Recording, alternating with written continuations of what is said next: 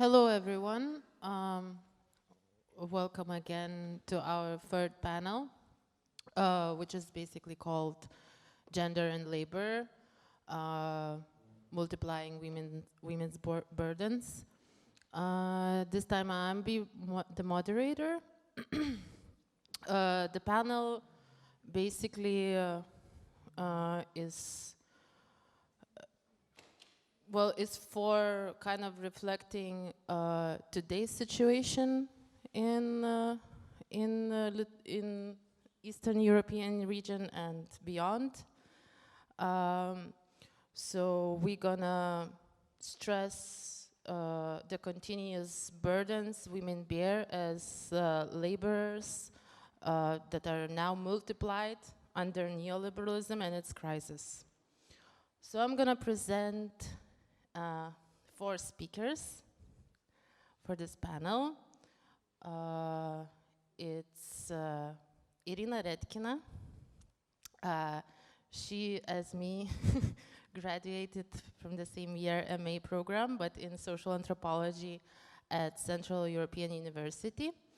Currently, she does internship works at the Research Center of Sexualities, Politics and Identities in Belgrade.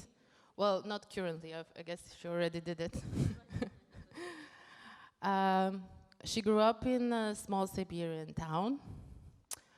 She had a cultural and political shock when first time came to megapolis cities, I guess that. She has been living in Hungary for the last 5 years. And have an extensive experience at social political activism both in Russia and Hungary. Our second speaker, Laura Lapinskė. She's also my friend, originally from Lithuania. She's a PhD candidate in gender studies in Sweden. She has an MA in gender studies from Central European University, Hungary, and MA in sociology from Kaunas University of Technology. Her current interests lie in contributing to the feminist knowledge production in East Europe, such as finding allies and sustaining network across semi-peripheries, also developing the colonial approach, the critique of the broadly used discourse of progress via backwardness imposed by modernity and capitalism. Our third speaker is Andrea Grigorina. Hello. Yet. She has graduated in philosophy and comparative literature at the Faculty of Humanities and Social Sciences, University of Zagreb. Her areas of interest include political philosophy and gender theory, with a special focus on Marxist feminism. And fourth speaker, we have Sopiko Japaridze. Japaridze, sorry. She's currently the chairperson of an independent union, Solidarity Network in Georgia. She has been a labor organizer for the past decade in 2 different countries, the US and Georgia. She emphasizes women's participation and role in working class struggles, especially since most of the members of Solidarity Network are women and work in the care sector. So, I don't know, for you to decide who wants to start. You can? Okay. So, Laura will be the first. Hello, everyone. It's nice to see so many of you here. I'm really happy that this thing is actually happening in Kaunas, and very proud of my friends and colleagues in gender studies and in feminism. So, yeah, happy to be here. Today I'm going to present what I titled The Glitches of Reproductive Labor in Post-Soviet Lithuania, Single Mothers versus Their Mothers.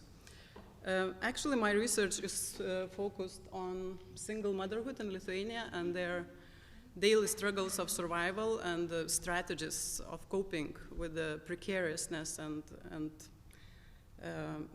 difficult conditions of living. So my thesis is focused on the intersection of precarity, gender, and labor in the post-socialist country. More than 25 years passed since Lithuania regained independence, but in terms of a better life, there hasn't been a lot of improvement for the majority of people. Contrary, what my research is mostly revealing in the resentment about unfulfilled hopes and promises of at least 2 generations. In terms of precarity, my work speaks about unfulfilled promises of well-being, wealthy and healthy living, brighter, more free, more democratic future, full of opportunities. It is about precarization, growing dispossession, insecurity, and uncertainty about tomorrow. In terms of gender, I researched the unfulfilled promises of emancipation and empowerment, tensions between love and justice, with double or triple workload still disproportionately weighing on women's shoulders in terms of reproductive and productive labor. While Marxists have focused their attention mostly on the production of things, Marxist feminists have expanded the scope, including the necessary labor that includes the care and nurturing of people, called social reproduction. The vast literature on reproductive labor and social reproduction theory relies on Marxist framework, holding that society is created, maintained, and reproduced not naturally on its own, but by actual human labor, which by default happens to be women's labor. However, while capitalist system acknowledges productive labor for the market as the sole form of legitimate work, the tremendous amount of familial as well as communitarian work that goes on to sustain and reproduce the worker, or more specifically, her labor power, is naturalized into non-existence. In other words, the 2 spheres of production and reproduction are separated, with the latter one traditionally ascribed to women and, of course, commonly neglected. In my research, I looked closely at everyday life practices of highly educated single mothers in Lithuania, asking what are the common strategies of survival on economic, cognitive, and even spiritual levels. How these women manage to provide care and resources for their kids in a country highly affected by multiple economic crises, huge immigration and suicide rates, and harsh neoliberal indoctrination, regimes of individualization and responsibilization. The most common survival strategies, here I marked a few, are increased amount of workload, networking to find informal gigs, engaging in self-improvement practices and re-education at the expense of one's rest, sleep, and genuine self-care. And while I was expecting that kinship and familial support would be one of the strongest supportive structures that keep single mothers' families afloat, however, my research often proved almost the opposite. The closer I got to the research participants, the more clearly I saw that, contrary to what is considered a regular pattern of intergenerational support, when mothers help out their daughters with the household chores and childcare, my ethnographic fieldwork revealed tensions and conflicts rather than mutual care and collaboration between mothers and daughters. Some kind of glitch or malfunction was obviously there, as narrated by my research participants. As Lena Gemzo, in her book Feminine Matters, describes how the way women in Portugal talked about their mothers was always filled with warmth and tenderness, it seems like an extremely strong emotional and loving relationship, based on physical proximity as well as social and economic arrangements. Another brilliant ethnographic study of single motherhood and life under capitalism in New Russia by Jennifer Utrata in 2015 showed that there were a few shortages or difficulties in life that one's mother could not help to overcome. However, even in a fairly similar post-Soviet context, I'm struggling with strikingly opposite descriptions. So in this presentation, I want to look at the mother-daughter relationship as a side of strong patriarchal tension that I argue carries a lot of weight from the recent totalitarian past and is used to support the dominant narratives of passivity and victimhood. I am aiming for the reading that allows critical interpretation of both mainstream historical narratives about women's life in Soviet times, as well as current ideological cover-ups that keep perpetuating silencing and invisibilization. I'm also aiming for the reading that sees a lot of potential in the conflict, failure, and inconvenient malfunction. So firstly, I'm examining the glitch by trying to uncover the love labor, which still seems to be rather unseen, examine the lack of choice and resentment that comes from the Soviet past, and challenging or questioning the approach of worth and value. The love labor, and I quote, maybe you can see, not so much. I quote one of my research participants. She says, "I see that my mother doesn't trust me absolutely. She doesn't trust me as her daughter and as a mother of my son." Agne, a mother of newborn baby, told me, "It was a hot summer afternoon when I visited her and her 2-month-old baby for the first time in their tiny little apartment. We were sweating and there was no space in the room, for the majority of the 20 square meter studio apartment occupied tools, toys, boxes with diapers, a little bath for washing the baby, a pushchair, and a similar object." I quote again, "It was a difficult month without my partner, so I lost all my fat and now I'm emotionally exhausted. I didn't think it would be so difficult. Well, I'm not afraid of difficulties and the little one is all fine, but I haven't ever experienced such hardships before. Practically, I had to, and still have to, push all things that are important to me and all the pleasures, including shower, aside, because my mother, who I thought would be the biggest helper of all, she just didn't help at all. She imagines everything in her own way, and I have no energy to argue with her and discuss our relationship. There are a couple of friends who help, and my grandparents." The question on her side was why? Why did her mother not help her? Why did she need to set her own rules in order to help? Why did she have to degrade Agnes' effort in taking care of her baby? The overlying question then was how to be a mother that doesn't reproduce the forms of mothering of our own mothers.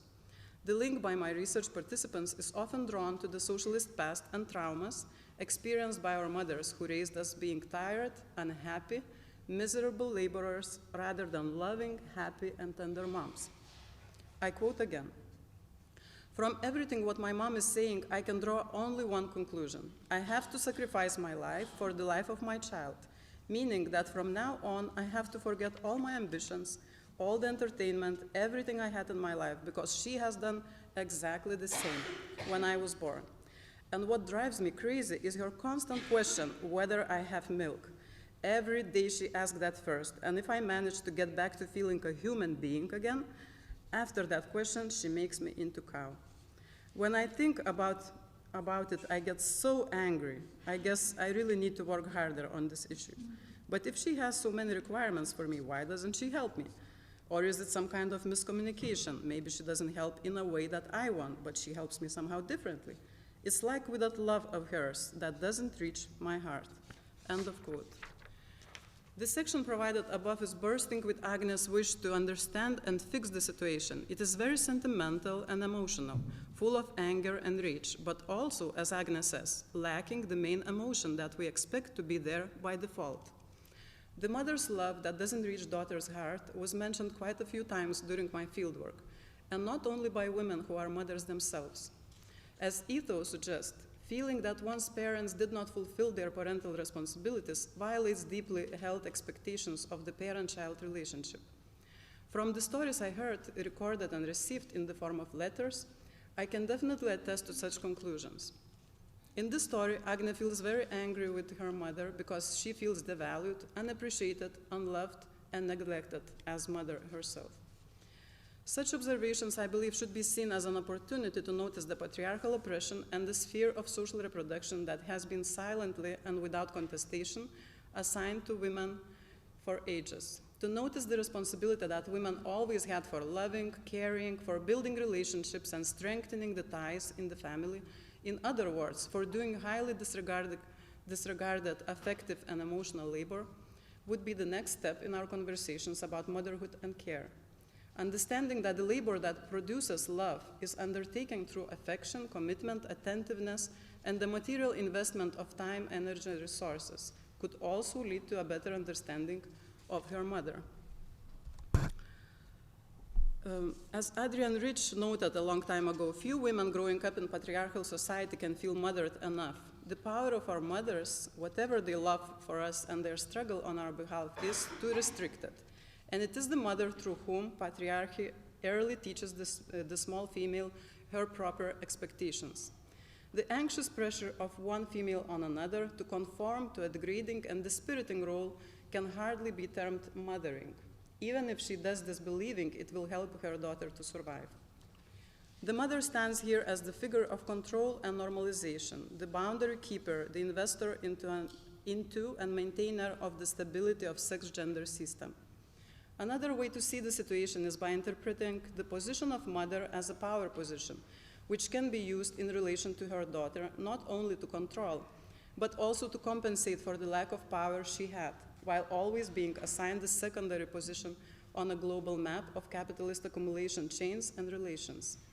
However, as proclaimed by Silvia Federici, if instead of relying on love and care, our mothers had financial remuneration, they would have been less bitter, less dependent, less blackmailed, and less blackmailing to their children, who were constantly reminded of their sacrifices. The second part, lack of choice and resentment, that I saw also in the narratives of my research participants. I met Gabija, a single mother of one, a few years ago at the Rainbow Gathering. She came with her boyfriend, with a caravan van and 2 dogs, freely running around in the woods. She was working full-time, but questioning capitalist logic of who is worth what based on one's earnings and possessions.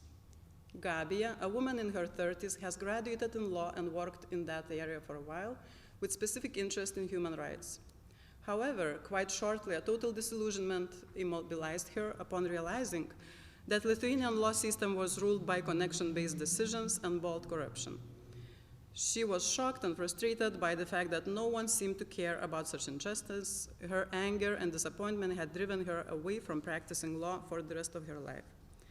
While narrating her everyday life stories, she kept coming to the loneliness and heaviness of realization that family is such a sealed cell, and if you have no partners inside that cell, no one is actually rushing to help you out with the daily routines. The biggest sadness and frustration also came from the realization that her mother did not help or support her at all. She did not help her financially, did not babysit her toddler, and did not engage effectively in her troubled life. Trying to understand why this was the case, Gabija kept referring to historical circumstances and her mother's life story.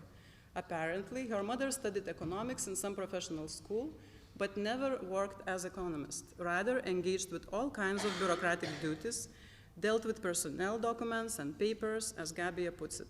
Eventually, Gabija went a few generations back and told me the story of her family at length. My mother studied economics at some professional school, but it wasn't really for her. She wanted to study at the university. She was a good writer, but her father was known as the enemy of the Soviet state, who was often incarcerated, so she couldn't study. She was such a pioneer, always first, always best, always had excellent grades in school. She really had to become someone big and important. However, because of her father, she couldn't study. She was simply not accepted to the university. So, you know, she lived a life she didn't choose and became this miserable, bitter woman. Further conversations with Gabi and other research participants about their mothers revealed a deep sense of resentment, especially when women were socially active, intelligent, and had more aspirations to become someone. Just as Gabi's mother, and many of them were educated and had big potentials, because in Soviet Union, the politics of women's introduction to the formal labor force was actively initiated as early as 1920s. According to historians, due to such planning, women's participation in the labor market was unprecedented and not comparable to any Western European country. However, the labor rarely had one shift only. In 1945, Lithuanian newspapers insisted that, I quote, "Women must fulfill the multiple roles casted upon them by government and invest their interest in the matters of family, working life, and building socialism." In 1989, just before the collapse of Soviet Union, more than 80% of women in Baltic states were working full-time. However, they were also taking care of the household duties and fulfilling the roles of wife, mother, and socialist worker, as required by the state ideology. As Marina Blagojevic argues, the catching up with the core always required additional effort from the peripheries and semi-peripheries, with gender regimes being shaped in such a way to massively use and exhaust women's human resources, both in private and in public spheres. According to her, precisely by these women's human resources, the gap between the center and the semi-periphery was usually bridged. The mobilization and exploitation of women's labor was always used at the service of bigger capitalist or imperialist ambitions. At the same time, total lack of appreciation and acknowledgement of this labor led to a strong sense of injustice and resentment. I quote another of my research participants. As me and my brother are saying, we lived all our lives with an unhappy mother. Why was she unhappy? Because she was oppressed. She basically sacrificed her life to raise us and then put massive expectations on us. Daughters have to redeem mother's guilt, because having a daughter, mother raises the expectations really high so that she never feels good enough. So this is then a never-ending loop. A mother wants to give more to her daughter because she is recreating herself in her, but at the same time she expects much more because her daughter has to outgrow her and be more worthy. When I think about it through my mother's eyes, only because I was a smart child, talented, I had to become that someone maximum, like a lawyer, a banker, or a doctor. Whereas from my brother, since he was never good at school, nothing at all was expected. Automatically, he was not forced to become someone and was left to choose his own path. And now, when he became someone, though not really satisfied with his life, it is 100 times more okay than being me, who is nothing, but nevertheless happy. A girl must not waste anything. She has to use 100% of her resources. End of quote. It is a classic example of unfulfilled expectations and conflicts stemming from it. Failed marriage connects to failed motherhood and leads to questioning individual worth and value instead of the institution of marriage and reproduction of gender norms and expectations. The emphasis of individual effort and power of choice further deteriorates the mother-daughter relationship, pushing to the trap of neoliberal responsibilization. Living in a different sociopolitical context than her mother, Gabija represents someone who has full freedom to live up to the promise of a good life, which is life you have supposedly chosen. The expectations are much higher, and a good justification of your bad choices is expected if you happen to be a smart girl, who must become someone amazing and work through all the crises with stamina and resilience. What remains invisible, though, is that the choice that was bluntly neglected to our mothers back in the day is still softly neglected to the current generation of precarious subjects. A growing part of population worldwide, despite their high education and outstanding achievements, find themselves in a very precarious and vulnerable position in terms of stability, security, good life chances, and ever-shrinking state support. While single mothers are among them, they also find themselves in an extremely difficult position juggling productive and reproductive labor while carrying the burden of reproducing the motherhood, according to a dominant discourse of docility, self-sacrifice, unconditional love and victimhood. Questioning worth and value. Almost, yeah, it's time? Okay, 2 more pages. It is not a secret that women are the ones to experience the worst effects of the system change in any political constellations. Thus, switching from socialism to neoliberal capitalism with its flexibilization and precarization of work, women remained a vulnerable group faced with economic challenges and social changes in largely unequal terms. It has been shown a number of times, both in academic literature and in fiction, that questioning one's value and worth is highly skewed in terms of gender, much more pronounced in women than in men due to long-lasting devaluation and depreciation of the former group. According to Narodsky and Besnier, the expansion of market principles has penetrated most spheres of our life, including social domains, whereas exchange and calculability have increasingly become issues that anthropologists have to address in order to conceptualize value and valuation process. The problem seems to magnify when affective relations become site of the commodification and evaluation in the capitalist sense. As I already mentioned, women's work has been considered as non-work, especially if it's non-waged one. Thus, it is easy to fall into the trap of self-flagellation and questioning of one's worth. In times of neoliberal governing capitalizing on our sense of insecurity, self-doubt, self-scrutinizing, and feeling of indebtedness, the myth of free, autonomous individuals has built a new form of governmentality, which Isabel Laurie calls governmental precarization. The tension between women in my research and their mothers is constantly reproduced by the judgments and resentment on both sides. Perceiving their mothers as miserable, unhappy, powerless, and obedient women, my research participants fail to see the years of reproductive and effective labor that has been performed by their mothers, as well as form of agency, often invisibilized and silenced.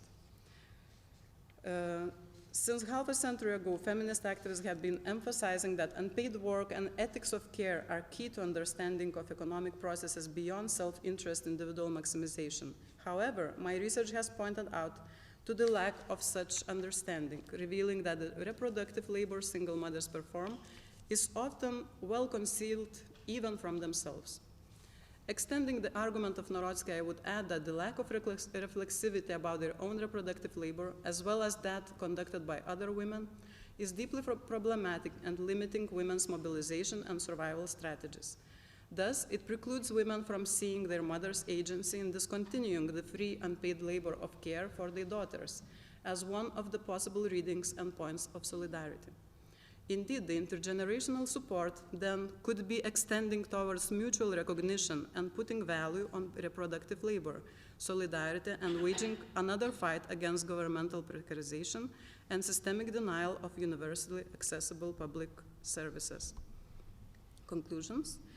As I continue to observe in my research, the precarious living and complicated intergenerational support strategies are highly affected by both the socialist past and neoliberal present.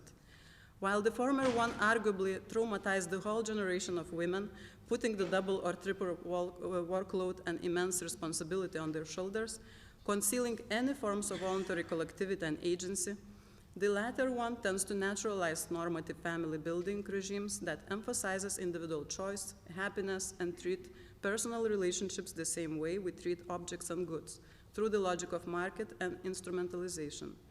The mother-daughter relationship is challenged by constant negotiation between worth and value, agency and passivity, happiness and misery, power and love. Reproduction of patriarchal norms stands at the center of the mother-daughter conflict, which intensifies by one of the parts refusing to perform what would be normally expected from a good mother. A sphere of reproductive labor becomes a site of tensions, conflicts, and possible transgressions. By asking who has the obligation to perform the unpaid reproductive labor and why, single mothers have often arrived at surprising conclusions, not only about worth and value of their intensive love labor, but also about the possible ways of resistance and commoning. Thank you.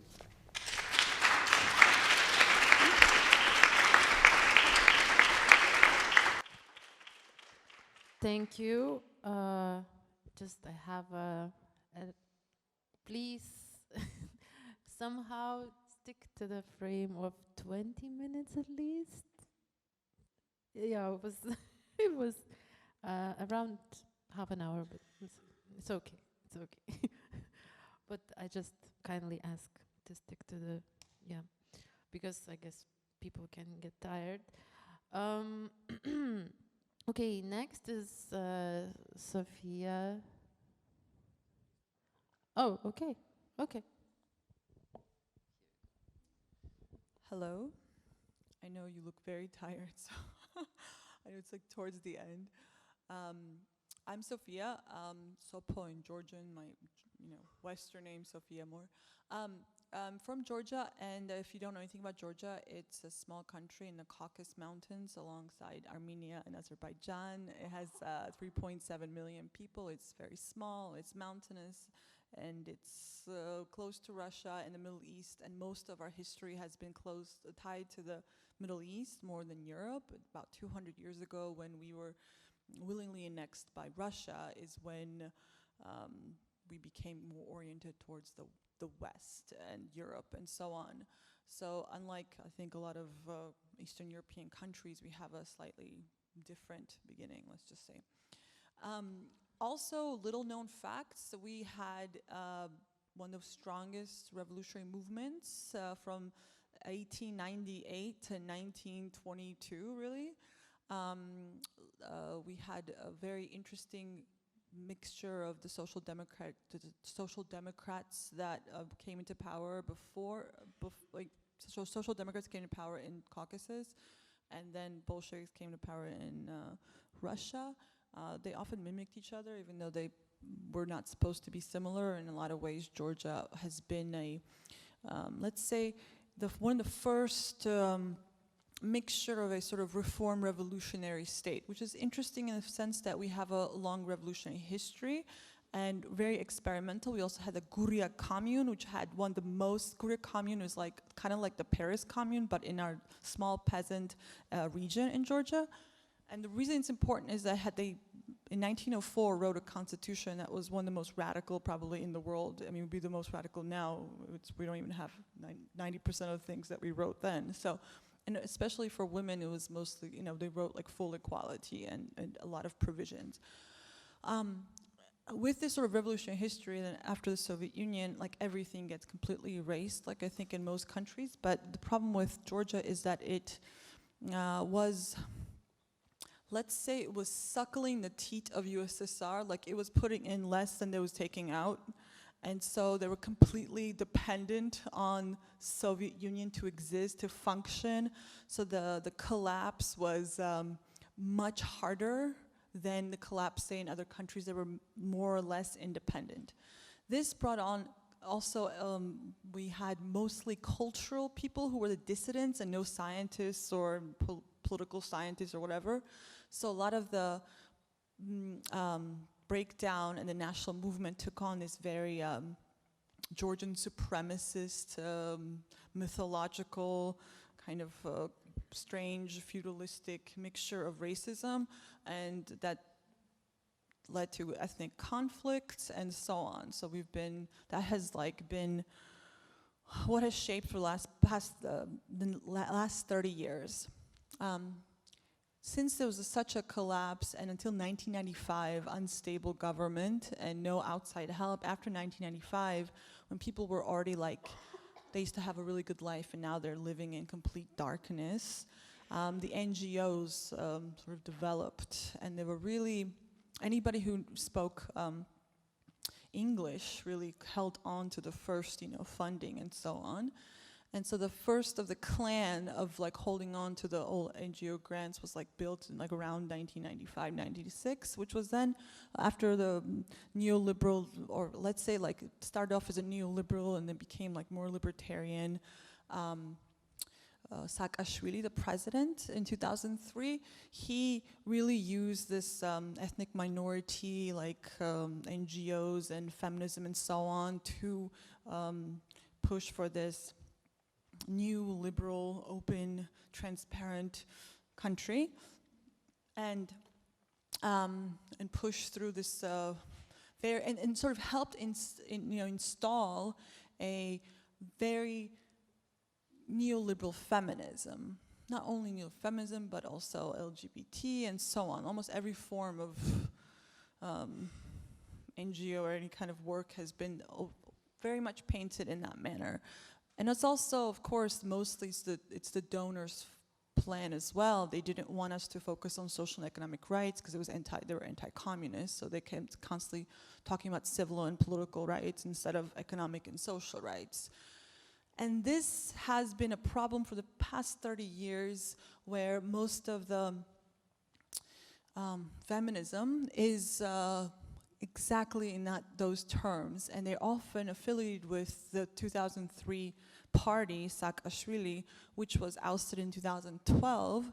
And this government had, serious human rights abuses like, rapes in prisons and so on, and a lot of the feminist groups were actually attached to that party.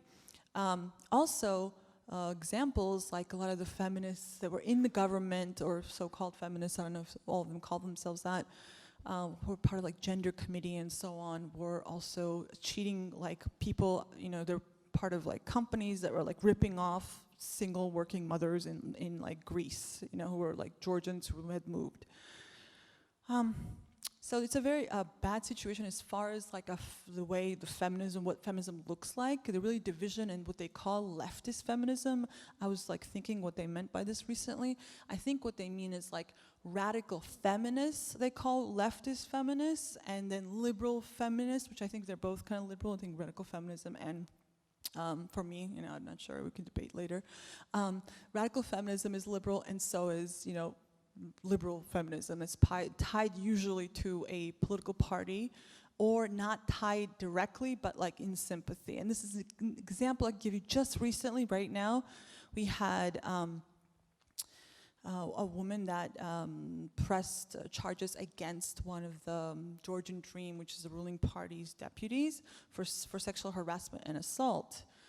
And this right-wing, more right-wing, with the former party that was ousted, featured this woman, and instead of like giving her a platform, they pretty much did like a show trial, and just like asked her so many questions that were, I don't know, really like traumatic. And one of the biggest names in feminism was defending this guy. And there's a huge fight now of like women being like, because of certain, you know, affiliations with the old ruling party no longer in power, and because they want to get rid of this government, they're doing every possible thing. Is constantly being utilized, everything instrumentalized, and sexual harassment or assault about women and violence is used always in these political games. So a lot of people through this time, and seeing that feminists also focus on issues, of course violence is very important, but even the forms and the way they look and the way they present themselves is so much so outside of most people's experiences that it has given a really like a bad image to feminism. There's also a bad image to feminism because most people, you know, are anti-feminist, but also because there's a way that they're being represented that's very much against their understanding of what a stand-up sort of feminism should look like. And so the word feminism has become this really bad word that like no one says out loud, and if you want to be taken seriously or as a good person, you should probably not mention that you're a feminist, which is terrible, because when you do bring up a different kind of feminism, they just assume no matter what you say that you're just covering up, that you really are secretly just like them, waiting, you know, to show your real face of being a, you know, NGO feminist that's just trying to make money and be seen and be connected to old political parties. While this is being played out, and there's also these very public fights often as well within this feminist movement, vying for power and so on, it gets really, really petty and public, just like everything. On this side, we have this old defunct labor confederation, Georgia Trade Union Confederation, that is like mostly guys who may have once worked in heavy industry, very much, let's say, not really in touch with any, I don't know, with any real movements around even women or feminism. They don't even understand why you should even have women besides to make you look good, you know, like they'll deploy like a smart, attractive lawyer, but it's only to make the big guy look good, not to actually empower women and so on. And also most of the heavy industry and all the traditional sectors mostly are gone, but what is left and the unions that exist there are most, again, heavily men or heavily like older people. So this new young generation of precarious workers, which are mostly women in the urban areas, are completely unorganized. We have been Solidarity Network, which is an independent union. We formed 4 years ago. First it was not a union, it was just an initiative group, but later on it became a union around these women who were also young, you know, precarious, a lot of times from the villages, and they were studying in Tbilisi, but also had to pay for rent, so they didn't have a home there, or they were staying with their family, and so on. And most of them don't know anything about unions. They've never heard of anything what this GTUC, this big confederation, does. their cultures and the way they even present themselves are so very radically different. They don't have a connection. So we did step in, and in some way we were successful in modernizing, I guess, understanding of unions and being attractive to younger people. Not totally successful in that, like, because we had reached a limited audience. But there's also been spontaneous, recently self-organized attempts as well in this precarious sector, which is also very interesting, and that's really widened the scope.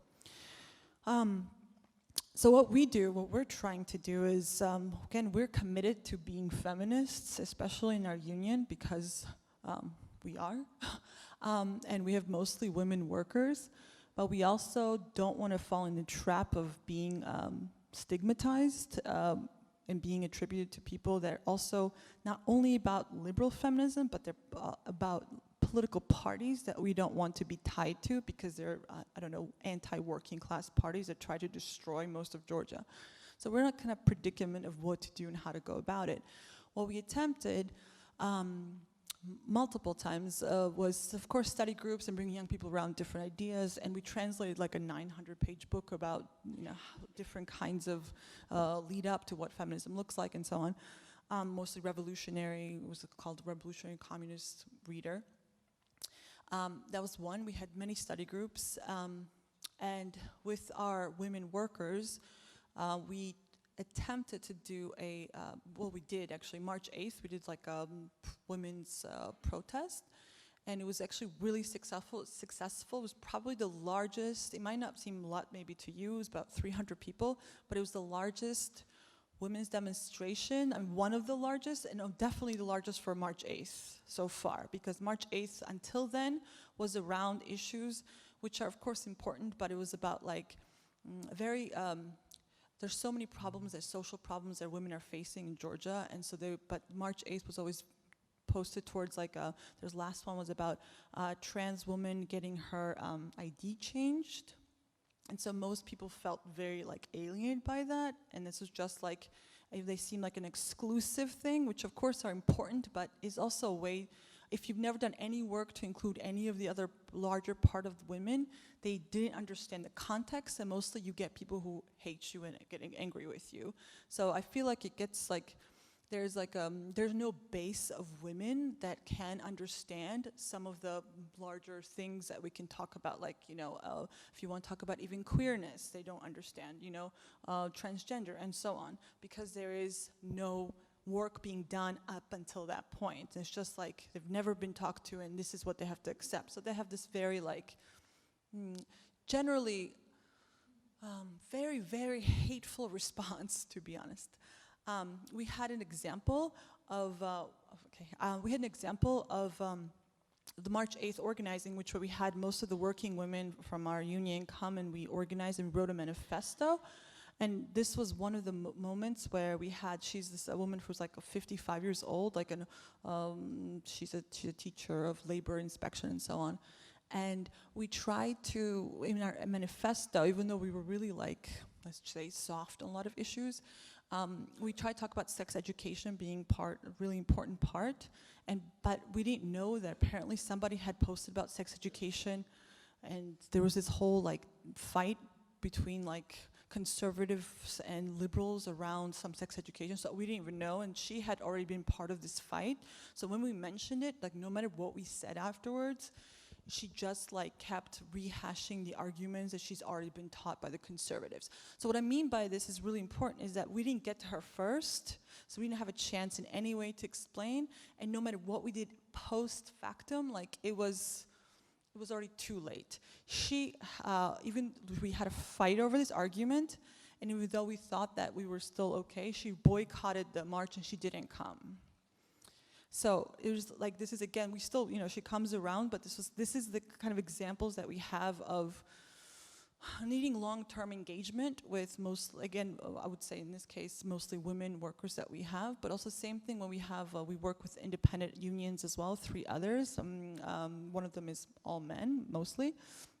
And again, it's like working with them, gaining their trust, seeing that we are trying to like build something bigger with them, and then being able to talk about more, I guess, the things that have become the most dominant, right, across the world, which is the same like 3 topics.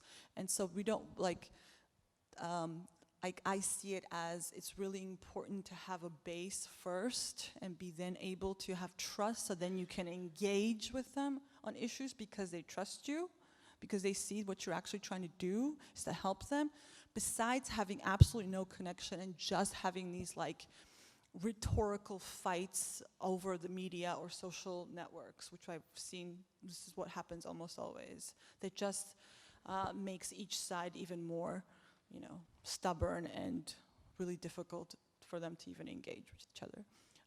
I want to keep talking, but I feel like I'm being pressured, so I need to stop. I've said really nothing, just the beginning, but if you're interested in some of the things that we're talking about, like we're also fighting for minimum wage that will benefit a lot of women, because most women are getting low wages. Instead of a wage differential thing, where like women are getting 30% less than men. Well, if you're making 100 euros, and the difference between these 20, 30 euros, that's not really something I want to fight for. What I want to fight for is that you can get even more, so, and then have the differences between men and women. And I think that's also a difference between liberal feminists, where they try to already like, piss poverty wages. They're trying to be like, oh, it's 20% more than mine. It's like, no, like we should actually fight for a bigger share of the pie altogether, and also then have equality in that. And those are some of the things that how we think and differences between our approaches. I'll stop talking if you have questions. Thank you.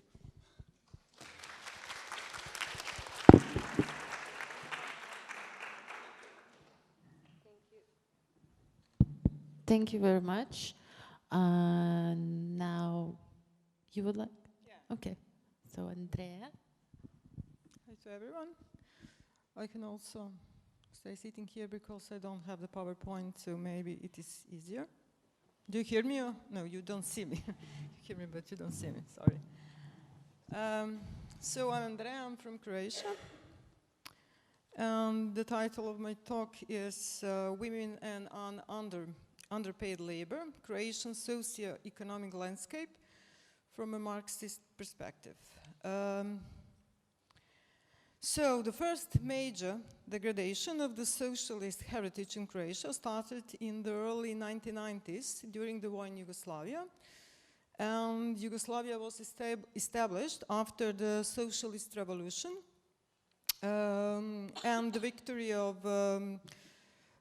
Communist Party, which led the revolutionary movement during the Second World War. I will start again because I have this intervention concerning her talk and introduction about the country. So I left this part, but I have this little intervention about the socialist revolution in Yugoslavia during the Second World War and our very important social and communist heritage. Because my talk is concentrated on the last 30 years and actually the neoliberalization of the heritage of socialist Croatia.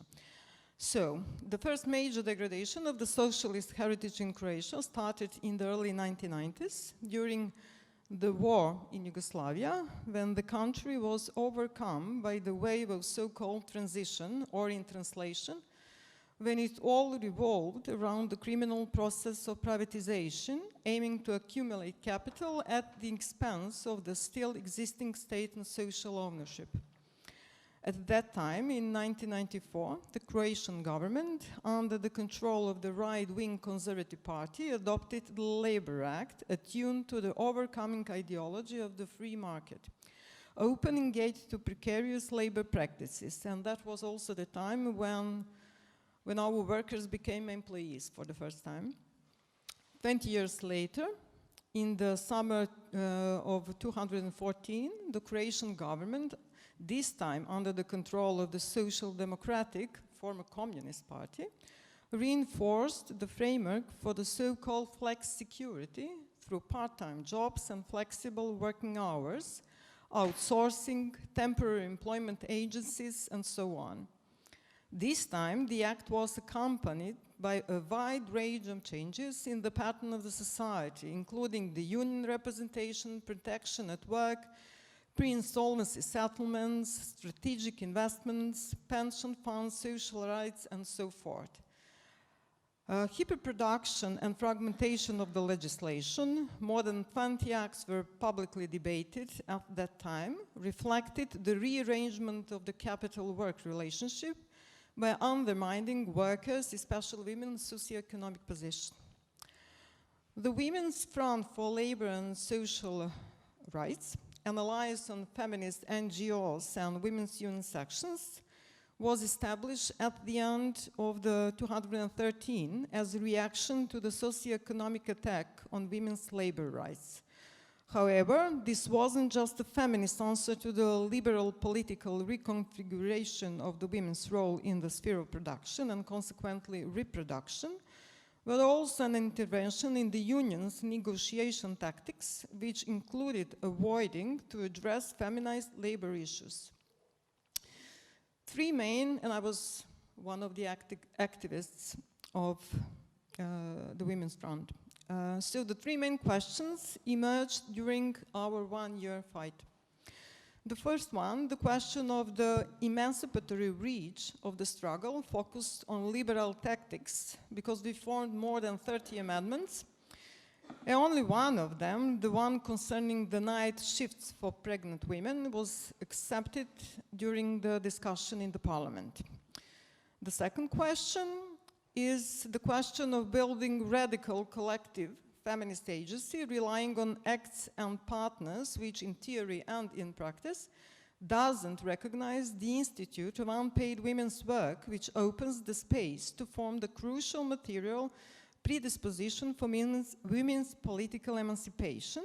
And the third question is the question of a broader transformative power of this critique, which has its limits due to the acceptance of the social dialogue and as the main negotiation model.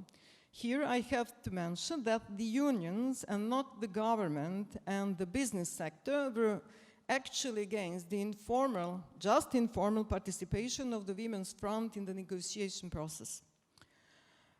The liberalization of the labor market regulation, combined with cuts in the sphere of public services, which were recommended by the recommended under quotes, actually forced by the institutions like the European Union and the International Monetary Fund, aimed to ensure a lower costs of production and reproduction for leading capitalist countries in the so-called periphery, like Croatia.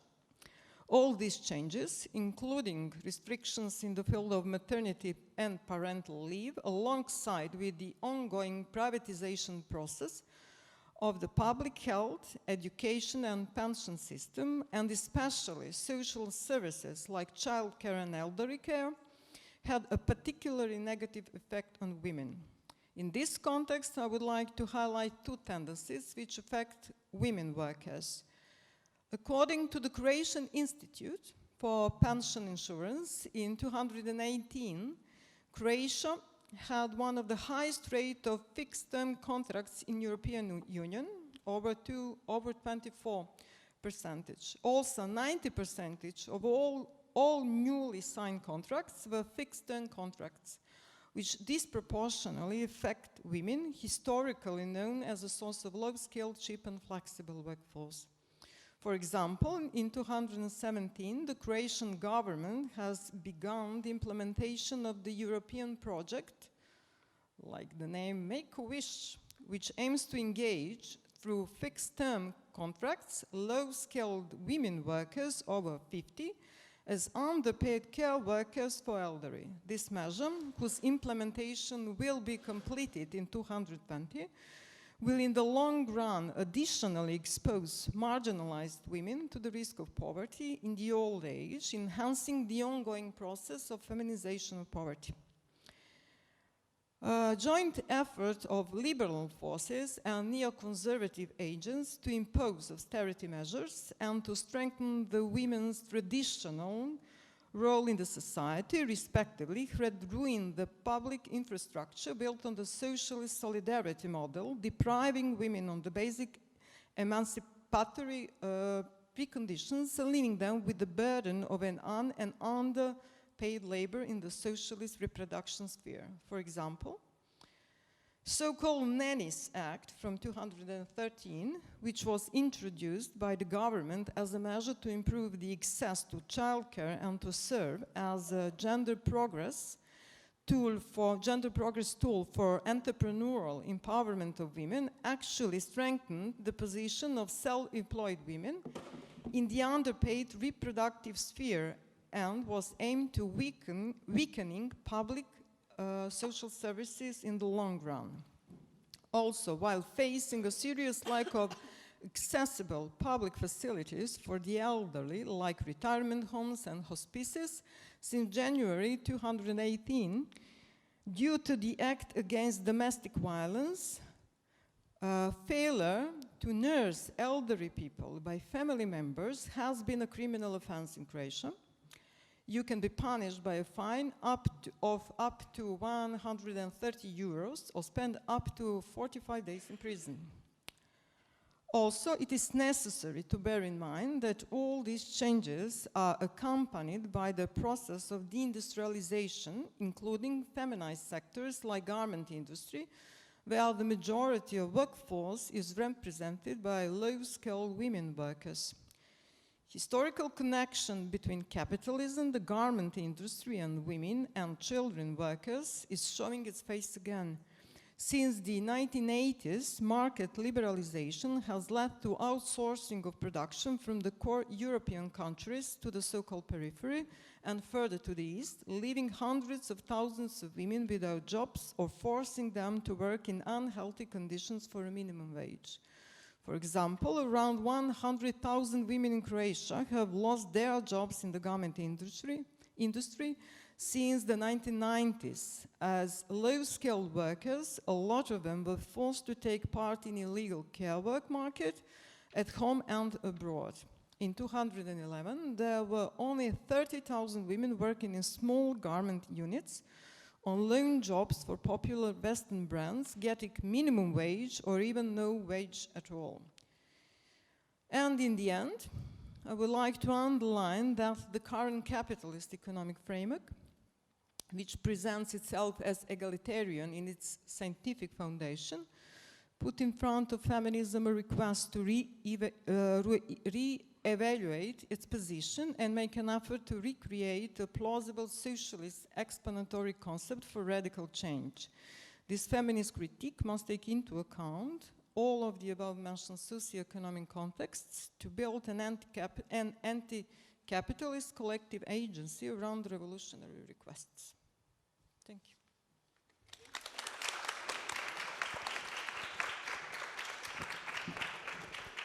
Yes, now Irina. Yes. Okay,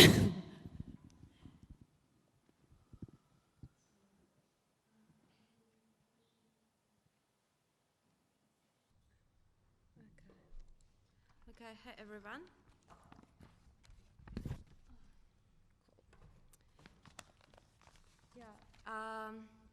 So I'm presenting here the results of my MA thesis, which I did at Central European University in Budapest.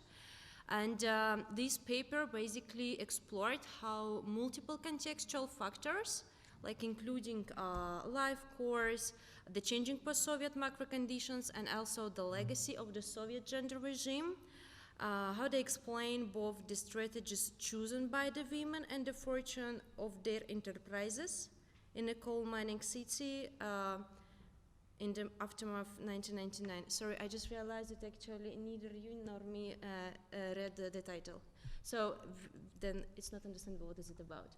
So the title is Entrepreneurship in the Post-Soviet Industrial Town of Междуреченск, and it's in Russia. So it's about female entrepreneurships since 1991. Yep, sorry. Okay. Yeah, so I'm looking how different factors influence the entrepreneurship activities And my study is based on semi-structured interviews with 7 women. They from the generation of 1960s and 70s. So they started to run their small businesses in the 1990s. And all of them at that time were young mothers and at the age when they just entered labor market. And yes, just a minute, yes. So this work also includes autobiographical observations because the Междуреченsk is a hometown of mine. And this research pursuit stems from my own experience as a daughter of a non-privileged working woman who has made several attempts to make her business work after in 1993 she was hired as an engineer from a factory. And I also have a purpose at this research to enrich post-socialist labor market and entrepreneurship scholarships, these both, who consider usually these male-oriented factors of performance, only markets and money, so put the notion of gender regime as very important to look at labor markets. And as my colleague, Catherine Burns, she pointed out very well how usually the data we have about gender regimes in Russia are based on empirical data collected from Moscow and St. Petersburg mostly, so it's also important for me here. Yes, so the theoretical framework. Basically, I would like to say that the concept I use of life course fit, it broadens focus from traditional measures of the work-family interface to include as well employees' sense of time, income adequacy feelings, and their assessment of work schedule fit. So the concept is rooted in cycles of control under resources and needs over the life course, which shifts the level of vulnerability at individuals level and also the ability to cope with constraints, and it shifts at different points in their lives. So also, so that's basically how the city, yeah, so I will show first this. So this is the city, it's located in southwestern town, and it's a mono town, so it's a settlement of 100,000 people, which economy is completely based on one industry, and it's coal industry here. There were 14 state enterprises, mines, which in the 90s, they started to belong only to 3 big holdings. This city has also the biggest underground mine in Russia, which talks a bit about safety of all the workers here. And I wanted to say that I spent 2 weeks in the city in Междуреченsk this spring for making this research. So some of the women whom I interviewed I already knew since my childhood, some I've seen only first time in my life. The primary source of access to the interviews was my mother, so 4 people out of 7, it was her colleagues. And I considered snowballing as an effective strategy, but actually didn't work. So only one person shared the first contact of her friends, and everyone underlined that they would not have talked to anyone, but they did a favor to respect to my mom. So basically they didn't want to really share their experience, and I think by the end of the presentation it will be a bit understandable why. And here I wanted to mention that since before my field work, I was in the town only in 2013, so actually 5 years ago. So the changes of gentrification over the last 5 years were striking, and actually all of the malls appeared only since 2010. Okay. So very briefly about Междуреченsk. So this is a non-industrial town, as I understand. So the assurance to keep or receive the formal employment at state enterprises vanished as the result of privatization and so-called optimization. A large proportion of blue-collar workers, the main working group in such industrial towns, was pushed in a severe crisis with the lack of choice to get other formal employment.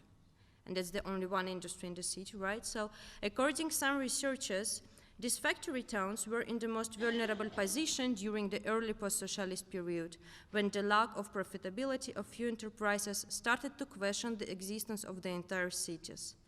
Third of Russia's factory towns stopped their existence in the 1990s, and as far as I know, not only in Russia, but in other post-socialist countries too. But most durations survived due to high state subsidies, right? Okay, so this is basically start my empirical research. So most of the women in this study entered the labor market right on the eve of the Soviet Union existence, while they were being young mothers in the 1990s. While engineering, teaching, financing, and other work or education qualifications of these women became not capitalizable, they have not looked for commercializing their hobbies or interests. They were driven to search for money and better for quick ones. They monetized their gendered skills, such as practice of emotional labor and juggling between different tasks in and out of their enterprises. On the right side, you can see what kind of businesses they started to be involved in. The businesses allowed women to overcome social exclusion from post-Soviet labor market.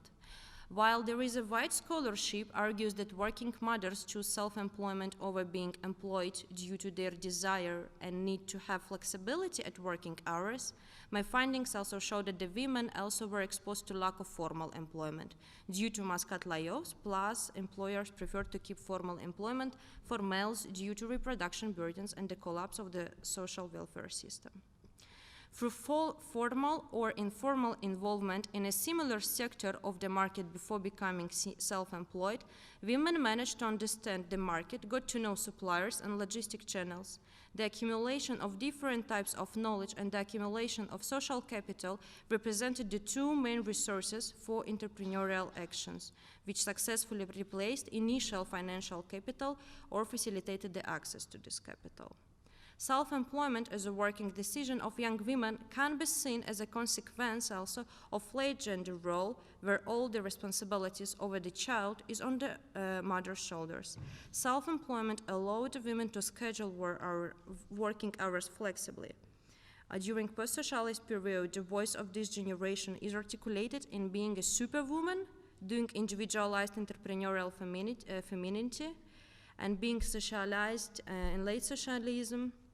They were proud to be emancipated and family-oriented women. Right, so now I will go a bit further after 2000 till nowadays. So the economic growth at the beginning of 2000s in Russia significantly increased not only customers' purchasing power, but also states' control over the businesses. So in the beginning of 2000s, a number of new legal regulations were issued with the intention to institutionalize the trade spaces and different economic activities. This transition from informal trade and formal trade was a path to capital formation in the region for many small entrepreneurs, including the registration of companies, paying more social fees, reporting to tax offices, etc. As far as the economy and demand for products and services kept growing, the women's sales figure were increasing and they could finance their business existence as well as to invest into their households, and sometimes not without loans. But this is very important, and although the profits were increasing, they invested more and more into their households, into the education of the children, and into the renovation of the apartments. So actually that stopped them to make a size of an enterprise larger. So it means that their businesses ever stayed small-sized, and it means that by the crisis they became very vulnerable. And the experience of women showed the same what actually economic data shows, that in Russia there was no 2008 sharp crisis because of also high subsidies of the state, but it was a slow recession. After 2010, all of the women started to feel this, and this recession hardened with some multiple factors for them, which was also the higher taxation, especially for retail business, for small businesses, which was mostly females as, because of the reason I just said. Yes. And a third problem which appeared for them is appearance of franchise shops and malls, basically. So it all came together. And here, just to understand it, it's a small town, right? So if for us malls appeared like somewhere much earlier, this is what I mentioned, how the infrastructure of Međurečensk changed, right? You can see that first supermarket just appeared in the end of 2000s, right? And the main central open-air market, it's in the middle of the city. It was replaced in 2015. So all of these factors I mentioned made all the women but one close their enterprises after 2013, basically, fortunately. Yeah, this is the how it just started to look like, right? Like you can just a bit see the difference, maybe. Okay. Nope. Sorry, there is no picture. So it will be this one just. So all but one, the interviewed entrepreneurs closed their businesses after 2013, and one woman started to sell some bedlines through internet. All the other women started to be employed, and they choose employment. As they say that formal employment during last years, exactly before retirement, is also a tactic of care for their own, because that's how it's influenced your pensions. And many of my interviews express desire for financial stability, to care about themselves right now. During the, nope, just a minute. Yes, okay.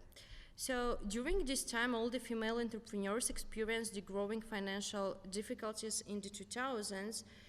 Already by the end of 2000s, their children were graduating from secondary school, and most of them left for bigger cities, and their parents hoped that the children will not come back. So the visible outcomes of their hard-working years, educated children and renovated apartments exist, but at the same time, the businesses that worked for 15 to 25 years, they don't exist anymore. So I think in the end, I also would like to highlight how expectations from self-employment to be more available for the children were not always met. Flexibility of working hours took place at the expense of exceeding working time, which led to frustration and eventually to regret of not spending enough time with their children. Moreover, in some cases, women also expressed disappointment from their own life experience due to overwork and not enough leisure time for themselves. And although they value self-realization and self-development they've received from doing business, many of them still expressed frustration. One important point that all the women rejected the devaluation of domestic sphere. They considered that it's very important, and they proud of the children, they're happy that they spent a lot of time there, and for them it's very important not just to evaluate only these paid work, and the evaluation of unpaid work was, I think, very important. I would like. So, yeah. So in the end, I would like to say that I think we can see two processes that position self-employed women in the deindustrializing town. First, I've confirmed in my case that post-Soviet gender role model of a worker mother inherited from Soviet legacy left women with the legacy of being strong and independent, but doing all the family work at the same time. And second, the cut of legal and institutional support towards women's emancipation, along with highly restricted labor market of heavy industrial town, results in women taking up different working activities that are suitable for flexible working hours and with relatively low growth opportunities. These led eventually to overwork by women with no social benefits by age of retirement. The empirical data shows how the interviewed women juggled between the neoliberal ethics of work and their attachment to family responsibilities, but remain ambivalent and anxious about some of implications of this new, for them, political order.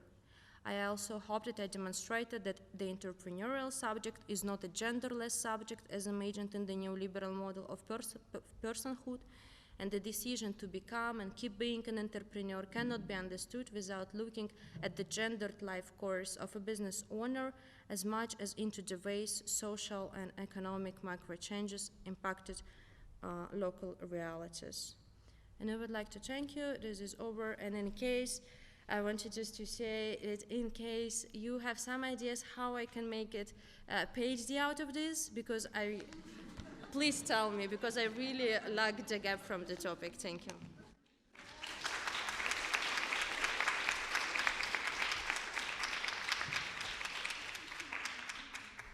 Thank you very much. I actually, yeah, everything was super interesting, and I even have like very concrete questions for each of you, but I don't want to take the space. I would rather go to the public and ask for them if they have questions.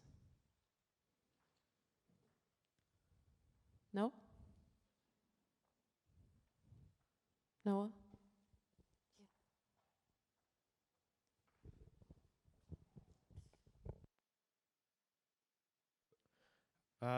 Yeah, so first of all, thanks for all your talks. They're all very interesting and insightful.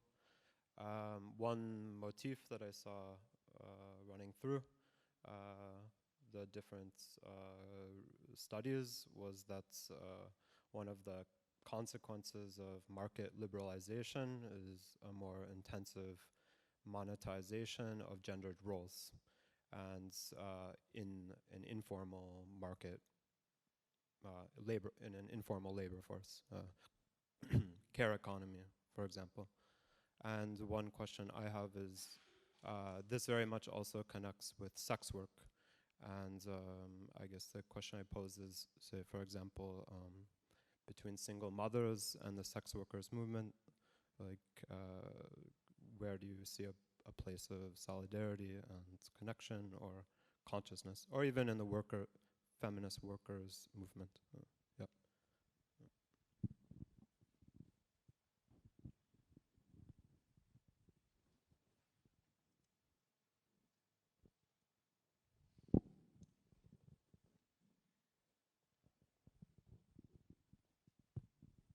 Thank you. Well, this is just a reflective thought. I know that organizers are going to hate me for this, but I still need to say that. But I mean, I come from a sort of normative political theories point of view, and when people talk about socialism referring to the Soviet past, to me, you know, it's, I mean, a good name of socialism is being dragged in the mud. So, I mean, I suppose what we can actually do is, yeah, I mean, so there is a lot of historical work going on, which is great, and sort of descriptive historiographical work. So, I mean, and I mean, there were other speakers who were referring, and rightly so, I think, to stage socialism as a concept rather than, because, you know, so we are on the left here all, I mean, we agree, we are trying to emancipate ourselves into something. So how do we call this normative, positive, emancipatory direction that we are going to? I mean, and my own answer would be socialism, you know. So we are conflating these words, and I think we need to reflect on that.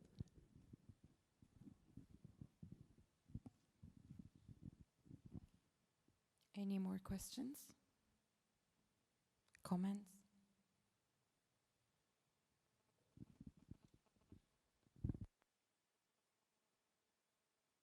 So we have two questions, or one commentary as more as a question. Actually, I didn't notice this socialist word very much used here, but okay. Anyways, maybe Maybe someone else has the reflection on it. Who wants to start answering? Maybe the first question. I actually think it's the opposite. I don't think it's monetized. I think what I'm seeing in what we do is that most work has become more unwaged. So women are getting way less pay, social services are being cut, and everything is becoming actually free, unpaid labor.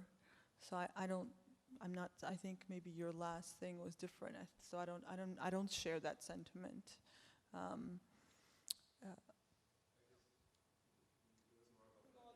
Yeah, maybe commodified, but yeah, maybe not much. Yeah, commodified is true. So that because it's commodified, it becomes more unpaid labor. So as things commodify, so yeah, maybe that's our thing. As far as socialism, I think I don't know if you were here this whole day, but I feel like there's been some really interesting and nuanced discussion about the nature of the socialist state. So I feel like that's not. I don't take this offensively, but what you're saying is such a blanket statement that it's almost irrelevant to everything that's been said, because it's been so much more interesting than that. And like just an example of like, we can't say, oh, give socialism a bad name. It is has many stages. It must be reckoned with. When a woman tells me that she has given birth to 3 children and 2 were in the Soviet Union, 1 was now, and Soviet Union she had a job and she had healthcare and she had all these things, and she said when I gave birth 3rd time in the 90s, I lost my job, I went like, you know, I had to stay home, I had no money. I mean, and then you tell her, oh no, socialism was like, you know, the word is just, Soviet Union ruined it. I feel like it just doesn't do it justice. So in a real practical sense, I'm very sorry, again, please don't take offense, but I feel like it's just we shouldn't even pose questions like that anymore. Thank you.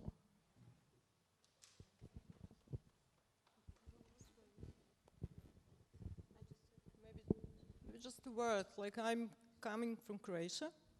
So when you think Croatia socialism and communism, you don't have Soviet socialism or Soviet communism, because we have 1948, sorry, when we actually have a disagreement with then socialist state and try to develop our own socioeconomic situations, so-called self-management and so on. So like this heritage you are talking about is not actually my heritage. So we are trying socialist and socialism is not a bad word. And like it is a word we have to talk about in a way, is it, how much was it democratic in all these different phases of their development and geopolitical positions, but to label a project like socialism and disclaim it in start because it goes together with Soviet is really a mistake, like not a good move for a new radical socialist left, democratic socialist left.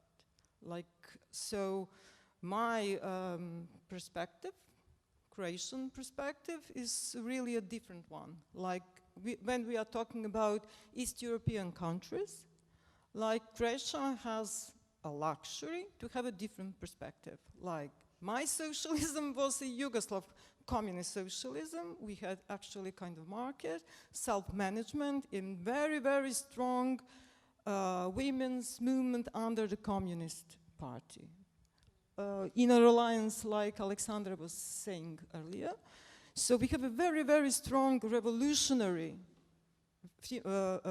feminism under the bad socialism. Today, we have the radical and the liberal feminism. Like radical feminism is actually a liberal feminism, and liberal feminism is actually a radical, but in a way it's not a radical feminism. So we are trying to rebuild the heritage of social Marxist feminists, which were actually partisans and then were working for like 30 years in the Communist Party and doing great job. We have a very, very good example about the anti-abortion movement now in Croatia. Very strong movement, now conservative left right-wing movement, which are actually trying to disclaim the abortion law from 1978, which was the result of very, very long structural, systematic work in the Communist Party. From the feminists who were communist and socialist and communist again, and I really don't think that these two words are like dirty words if we are talking on the left wing of the political spectrum. So. I'm sorry, I just think that maybe it was the second comment was to my speech, because I was the one who was talking about some Soviet Union and mentioned late socialism. So if we talk about socialism as some dream world, yes, that late Soviet period of Soviet Union is not a dream world of mine, so if that was somehow about this.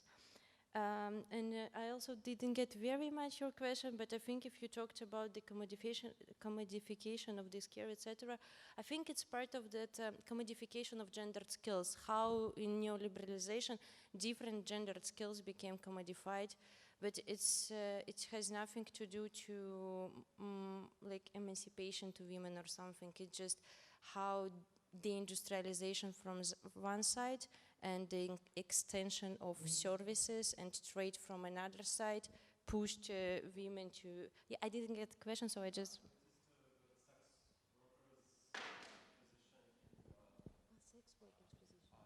Feminist, in the left feminist movement. Okay.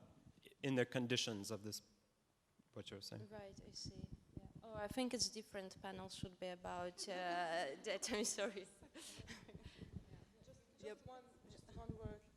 Sex workers are workers. That's the materialist, Marxist, socialist protects it. When we are talking about from like liberal or not so liberal but radical position, we actually will not use that word. So if you say they are sex workers, you already have a position which is material, left, socialist position. So yeah, that's the position. But yeah.